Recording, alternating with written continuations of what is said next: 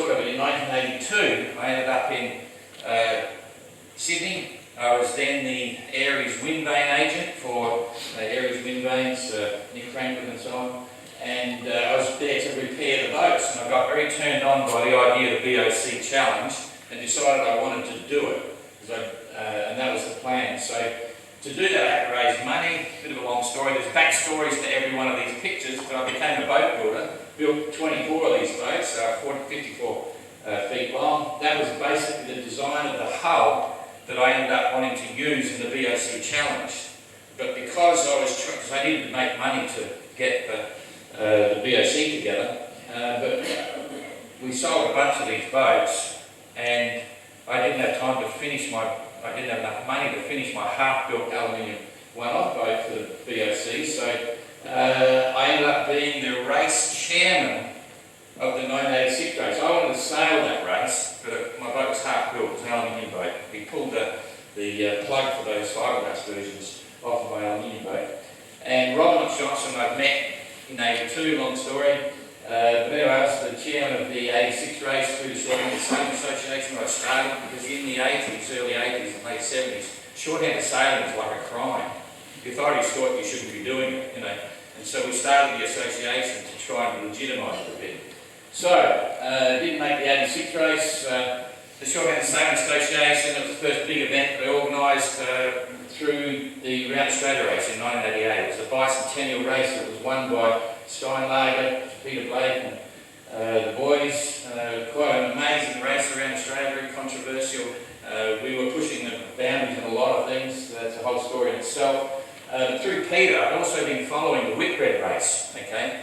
And you know, I used to get all the magazines. I used to subscribe to 14 different magazines all through the 70s and 80s, coming out, latest edition, air freight, all that sort of stuff. And watched all the videos, and Connie Van was a big hero, and all of a sudden I became mates with Peter Blake, and I decided I wanted to try a Whitbread campaign before I actually launched my BOC boat. That's another story. It didn't work, but nonetheless I finally made the start of the 1990 BOC challenge. Okay, and a boat called Sponsor Wanted with a big phone number down the side of the hull. Never had much luck with sponsors. I came second in my class. It was a real epic. You can see the film of that on YouTube now. It's free. It's called McIntyre Knockdown.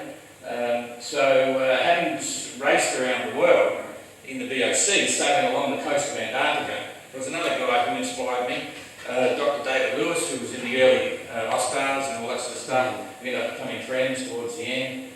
He'd spent a lot of time in Antarctica, so I used my BOC boat to sail from Sydney down to Antarctica, Commonwealth Bay, right, which was a historic site for Australia, site of Mawson's hut and so on. Took 200 teddy bears with us, expedition. People paid us to take the teddy bears, which we then gave to a local children's hospital. It was an absolute epic. That was the start of that was my first experience in Antarctica. Ended up 22 seasons in Antarctica. Spent 3.5 years in the Southern Ocean, transiting back and forwards, doing all sorts of crazy things. That was the teddy bears. That was some good fun. Then I ended up buying a bigger boat because I decided I wanted to live in Antarctica, which we did.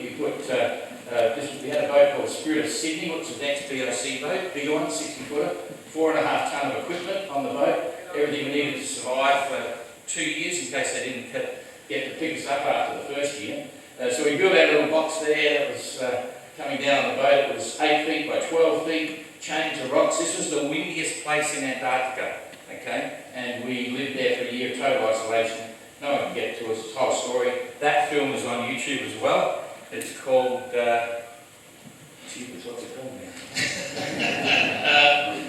2 Below Zero, okay? That's an epic, interesting story about all sorts of things there. So that's the historic site, that was Mawson's hut. It was crazy. Our boat did return to pick us up, okay? I wanted to stay an extra year solo, and I got the skipper, to smuggle a lot of extra gear for me to bring down. I hadn't told my wife at the time, and she heard about it in the end, and she threatened to put me on the valley, so I didn't stay for the second year by myself. That was it was an incredible experience. That was cool. We came back the following year. We put another couple in the hut, but while we were there, we decided to go on a big sledging journey up to a place called Paddington Undertake, but we literally got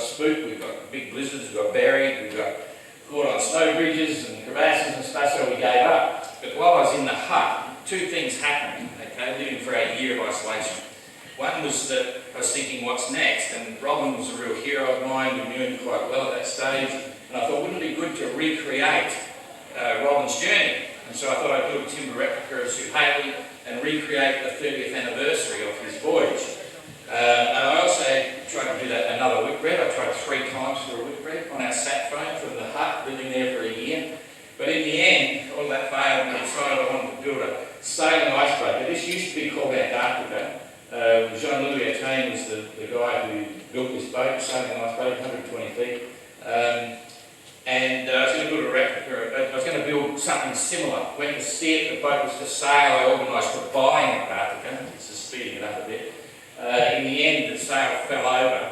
Peter Blake actually dumped me in the end. It's a very funny story. He bought it, but now it's known that this is the boat that he was killed on in the Amazon, if you know about that whole story. That was all tied up with the Cousteau Society as well. It's a bit of a story. But fortunately, the guy that bought it, actually, it's now called Tara, so lots of scientific research, and they're doing all sorts of stuff, which is really good. When Peter passed away, he took his wife and their team, they asked us if we wanted to take it over for them and keep running it, but we didn't want to do it. When I missed out on buying Antarctica, I ended up buying a ship. It didn't look like that when we bought the ship. It was a ship called Tutka, 36 metres, 600 tonne ice ship. That was originally the President's yacht of Finland, okay, for about the first 12 years, and then turned into a survey ship. So we sailed that from Finland back across the Baltic, the Atlantic, the Pacific to New Zealand, did a big refit and turned it into what you see there. We put a helipad on the back, we put all the divers on, the drive-down recompression chamber, all the gas nitrox, all the rest of it. Ended up, we got a helicopter, I got my licence, or got a private licence, and we did 4 years of amazing stuff on this ship. It was just crazy. Which was better than Calypso. So we were reliving the whole next thing of Calypso. We ended up, this is one of our claims to fame. There was a scientific definition of trying to claim the magnetic poles, and no one had ever claimed the south magnetic pole forever. No one had ever, because it moves really fast. Travels up to 20 knots, going around a looping circle, long story. I got together with Charlie Barton, which is the guy leading down there. That's Charlie. We had this special machine, I call it time machine. We stuck off the back of a helipad. And in 2000, we actually claimed the South Magnetic Pole for the first time with humankind. It's the whole thing. It was a long story, it's a fascinating story. So we claimed the South Magnetic Pole. We ended up doing a big treasure hunting expedition with a self-made billionaire from Belgium who was younger than me. We never found it, but we did make some interesting discoveries. And during the course of that, we had lots of problems with the NPA, which is a terrorist organisation in the Philippines at the time. Made us reflect on a few things. This couple of people got killed. And took up rally car racing, to involve, which was really fun. They had a car, I had a car, and we spent 5 years with that. That was cool. When I was a kid, I learned about 2 guys that were the first people to fly around Australia. Okay, it was McIntyre and Goebbels, no collection to the German guy. But McIntyre and Goebbels went around, no real relative, but they went around this DH biplane. At the time that the Air Force was worried if they crash landed, the Aboriginals would eat them. It was 1924. And so I always dreamed about that. I tried a couple of flying things. But in the end, I ended up with a gyrocopter. This was in 2007. The same registration number, and did a world first solo flight around Australia, going to the Alaska course, furthest north, south, east, and west, flying this little motorcycle in the sky. It was a bucket load of fun. That's actually on YouTube as well. It's called Gyro Oz, so that was a good deal. Then what happened in 2008, there was a young girl that I'd heard about that was 14 that wanted to sail solo around the world non-stop. And then she turned to 15, and apparently I was getting ticked off that everyone was telling her to contact me because they'd seen my video. The video of the BOC was quite an epic. It was very popular. The only time I ever made money out of anything was that video, so that's another whole story. So lo and behold, one day she rings me up. I'm in the car, we pull over the car park, and we spoke for about an hour. And she was pretty impressive. She was 15 at the time. And so in the end, to cut a long story short, it's a big backstory. I agreed to buy her a boat, underwrite the voyage, find her a manager, organise the first press conference, all that sort of stuff, and get her on the road. In the end, the manager found sponsors, and it worked out really. It was a huge thing. Now, why was I doing that? Well, when I got to 50, which was some time ago, I decided that yes, I'm doing all these adventures, but I really wanted to put back and support adventure, right? And this was part of it. We did a few different things with some people in other boats and bits and pieces as well. This was hugely successful. It's had millions and millions of people following her around the world. Some epic incidents, you know. But she did it. She completed solo non-stop circumnavigation in 2010. So that was cool. But I couldn't meet her at the finish, and I wasn't her mentor or anything. We had an amazing relationship in the context that she had to make all the final decisions on the basis that if she made a wrong decision, it was her problem, not mine, because she had to learn that aspect of it. There's a huge backstory of Jessica, which is quite impressive. Anyway, the reason I wasn't able to meet her at the finish because I was already, another thing I wanted to do was recreate the mutiny on the Bounty voyage. Okay, 2 open boat voyages. One's Shackleton and James Caird. The other one is Bligh and the Bounty. And I wanted to see which was the worst voyage, so I thought I'd try to go both.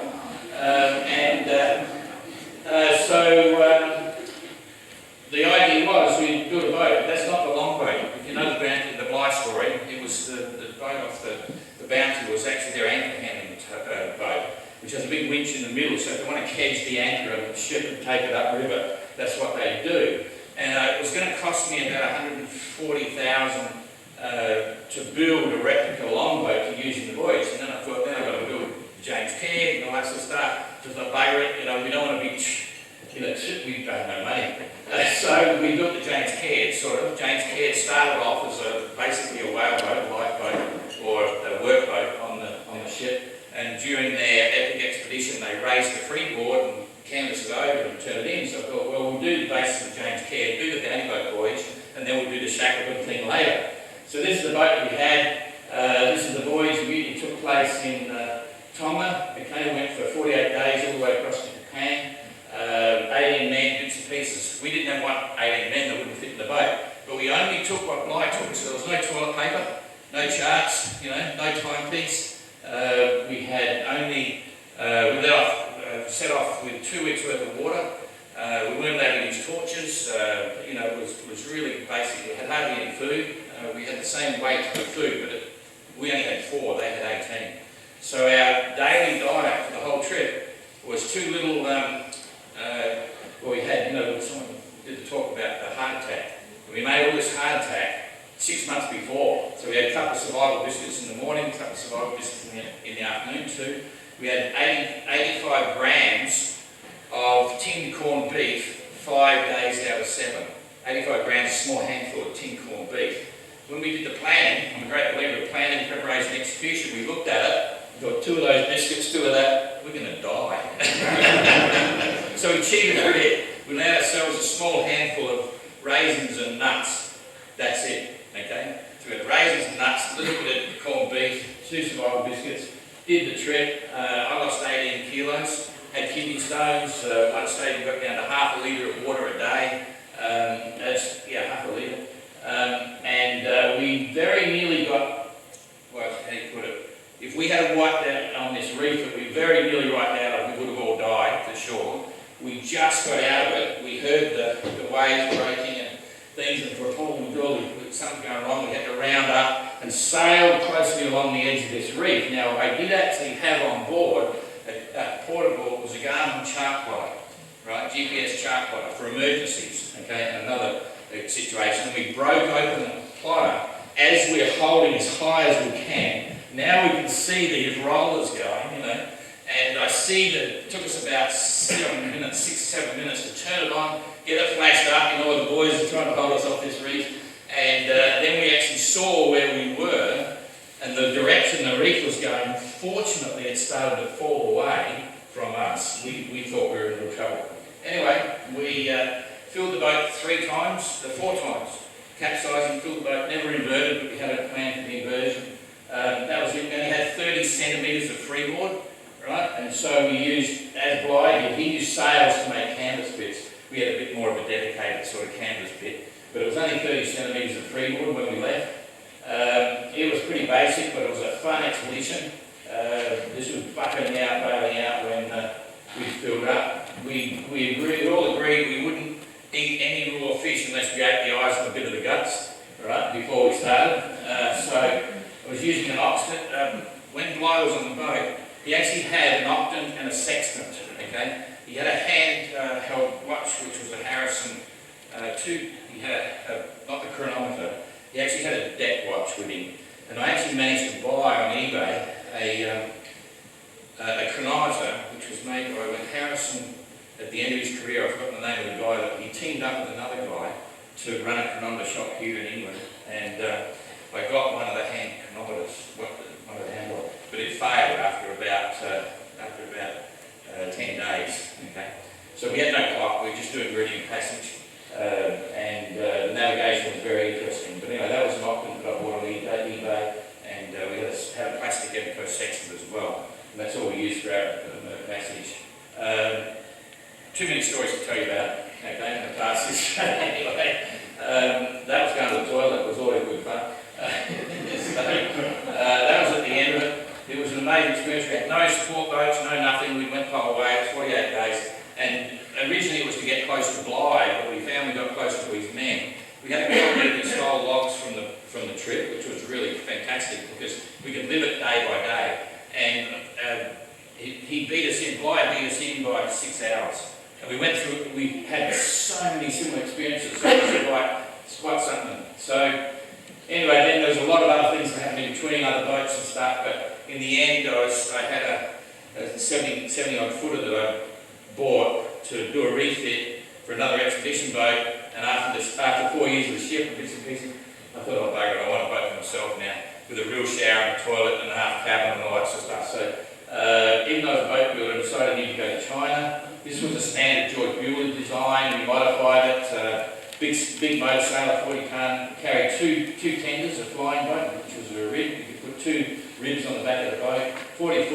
50 feet, 40 tonne steel motor sail with a fly bridge, proper helm chair, and windscreen wipers. And it was a 360 boat, just the same as an RLI lifeboat. Our pilot house windows were 19mm thick, armour plate glass, and it was designed to roll over because I thought I'd had a huge time experience in Antarctica, doing lots of crazy stuff, and I thought we could go up the Arctic. But I had visions of overwintering in this in summer, but we never did.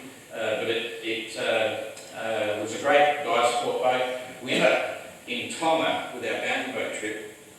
And I forgot to mention that when we were launching out of Tonga, we had a local press conference, and the government heard about it, had a representative there, and I mentioned that we'd been treasure hunting for 4 years in the Philippines with the support of the Philippines government.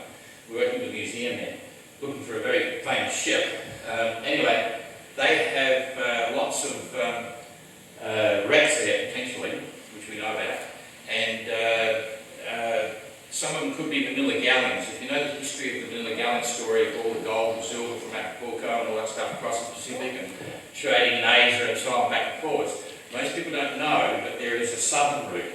When they were trying to avoid pirates and when they got hooked up in bad weather, they had to go the southern route, and some of those Manila galleons could be in places where people don't expect they are. And if one was still over with cargo, it's worth over $1 billion, let alone the historical context of it. And so we were using this boat then in Tonga. The government asked us to come back and help them try and stop some of the plundering and bits and pieces. There's a big connection there. So we used this boat as our support boat. This is an island called Namuka Iki, next to Namuka, the big one up there. And I forget what the pictures are.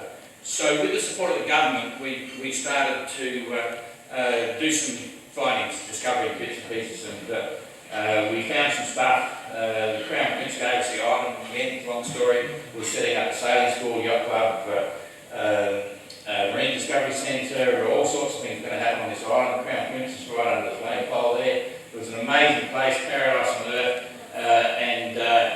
Then when we were there, our magnetometer failed. And when the magnetometer failed, we had to wait 6 weeks for a repair. And I remembered that the 50th anniversary of Robin's voyage was coming up. So, jeepers, efforts. This was in 2014.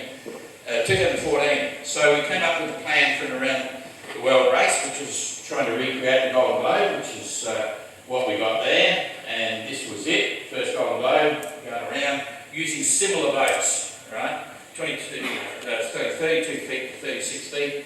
It was hugely successful, right? This was the fleet of the first Golden Globe race. Amazing boats, so on. We lost 4 of the boats, and we had 5 mismastings in total. Very controversial. Some sailing sectors still call us the worst thing that's ever happened to sailing in history, but we believe it was hugely successful. Retro, right back to basics, no technology, no communication, completely cut off. It's a huge mind game. The biggest challenge is in the mind for the entrance, and it's very demanding. No satellite weather, no nothing. You're on your own. HF radios, just wind vanes. We ended up in the Sable Alone at the start, which was really cool. Big supporters. That was the first team. We only had 5 finishes from the race. A lot of huge support. A lot of support from the Sable Alone. Lots of stories. There is a film called Voyage of Madmen, which is free on YouTube now. It's a bit of an epic story. It goes about an hour and a half. So if you haven't seen it, try to look at that. As I say, we lost quite a few boats there. And learnt a lot. We ended up down there too early. 73-year-old John McIntyre, who'd been a mate of mine since the 1986 BRC. We're great mates. So they're the 5 finishes from the race. And it was an epic. We loved it. It cost us a fortune to run it, but it was really cool. And I said if the GTR worked, because I've never done a whitbread, but I wanted to bring back the traditions again of real crude racing, where there's real helmsmen in fully crude racing around the world. We decided to launch the Ocean Globe Race, which is the 50th anniversary of the original whitbread races, right? Which were very inspiring for me and a lot of other sailors. So it was a similar thing. This was a 4-stop race. Cape Town, New Zealand, Punta Uruguay, and back to England again. Retro, sextant, timepieces, cassette tapes for music, the same thing again, all Dacron sails. We had 3 different classes, but it was, basically, and the way it was, we're trying to recreate 1973 whitbread race. We had a venture class for 46 to 55 feet boats, and then we had Sailor class. Sailor was the winner of the first race, 56 to 65 foot boats. They're production boats, all production boats. And then we had Flyer class, which was the original boats that had actually competed in the original whitbread race. So we had Penduit as well, we actually put our own boat in. I had Hope to skipper it, but we didn't get sponsors, so I couldn't skipper it. And we had pay and crew on board, right? So that was there. That's the boat today. It's in Gosport at the moment. Anyway, then in amongst that, I'm a great believer, strangely enough, in small boats. So decided to launch the whole thing with a class of little minis.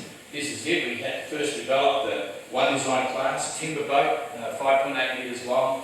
Very simple construction, all amateur built. And we started off with transatlantic races. There you go. It was really quite an amazing boat. The concept was to be in the water, not a flyer. It had to be steered all the way around the world by a wind vane. And you can't do that with a lightweight flyer. But also had to carry its own weight. It needed to carry 700 kilos. And it's a very simple construction. You can build it from plans, or you can build it from a kit, prefabricated kit. Most people do it part-time, take a couple of years. If you work on it full-time, then it's a lot easier, right? You can do it in sort of like 8-9 months.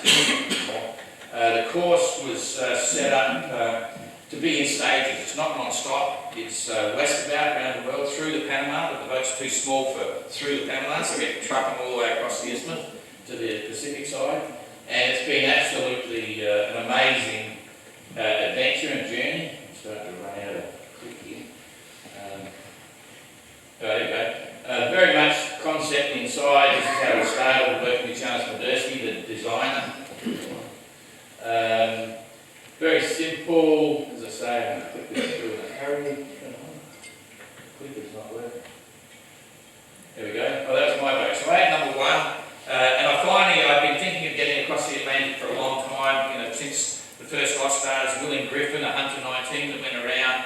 I've been following Blondie and Jasper and the whole bit as well.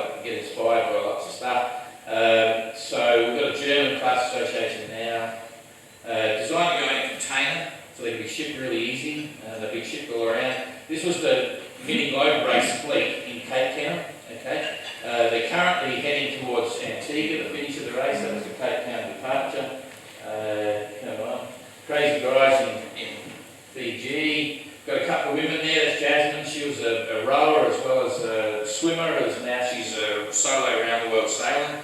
That was I'll forget about that in the story. I want to get your questions, so you've got your questions.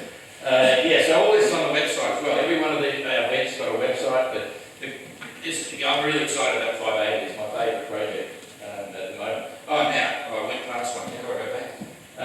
I wanted to do the Jester Challenge, so I'm coming to the direct now. And it was what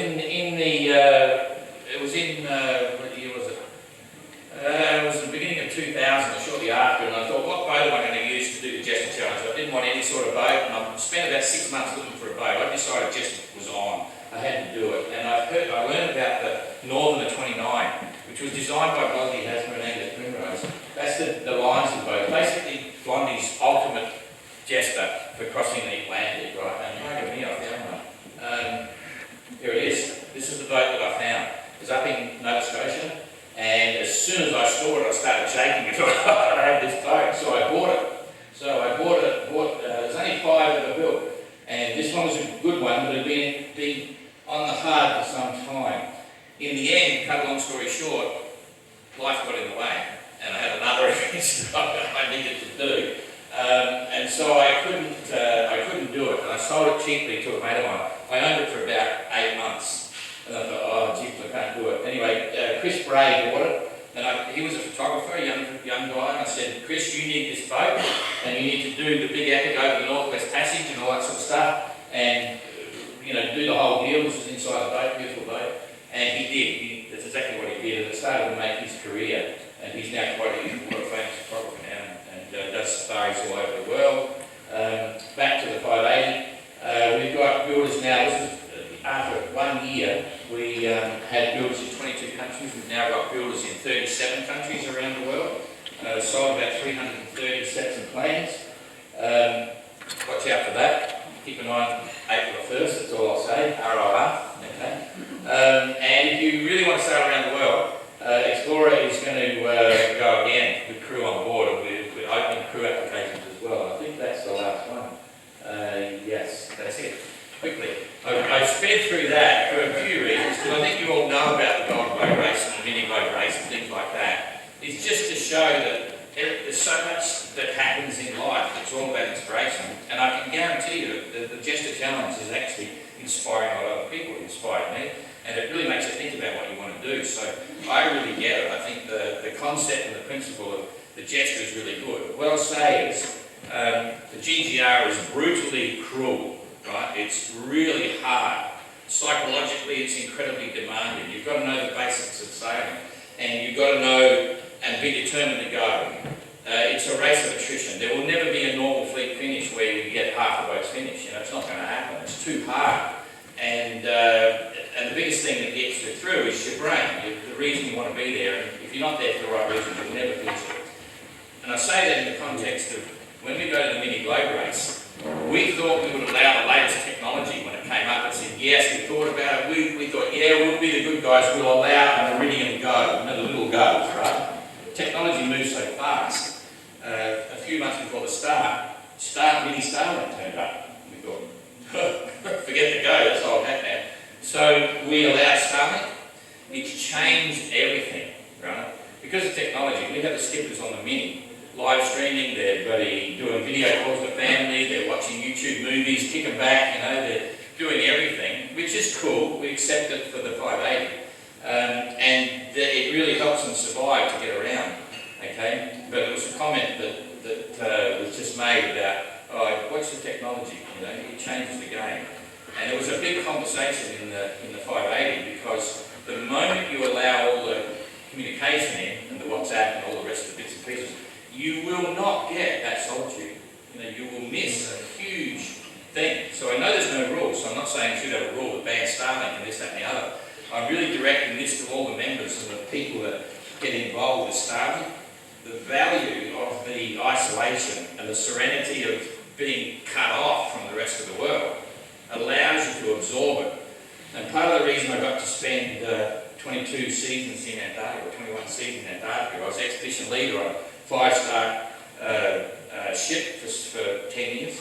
And I used to stress to the people, to say, look, sometimes put your bloody camera in your pocket and you enjoy it rather than try and capture it for everyone else. But that's exactly what's happening with, all the technology on all the boats. So be careful of starting on Jester.